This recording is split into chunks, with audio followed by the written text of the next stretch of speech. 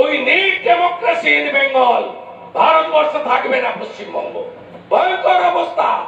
আগে বিজেপি হলে বিরোধী হলে আটকাতো, লোকসভাতে ডায়মন্ড হারবার, ফলতা, ক্যানিং, ধনেখালি, কেশপুর, জয়পুর, ইদাস, পাত্রসায়ার, শীতলকুচি, মিনাকা, হাড়োয়া, বাদুড়িয়া হিন্দু বলে ভোট দিতে দেয়নি।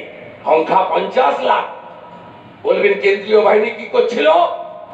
ইসিআই এর গাইডলাইন পড়েছেন? ইলেকশন কমিশন অফ ইন্ডিয়া, কেন্দ্রীয় বাহিনী থাকবে এন্ট্রি পয়েন্টে।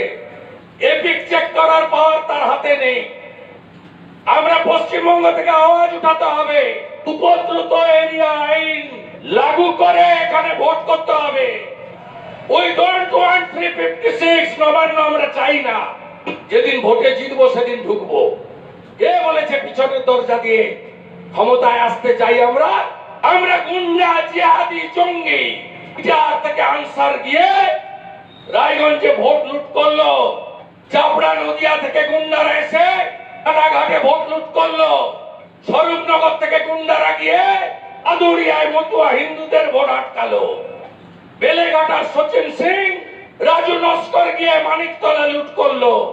আমরা উপদ্রুত এরিয়া আইন কার্যকর করে এই গুন্ডাদের ভোটের দিন বাড়িতে তালা চাবি দিয়ে আটকে রাখতে চাই।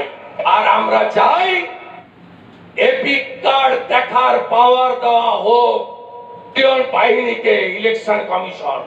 আপনি ভাবলেন ছেড়ে দেবো?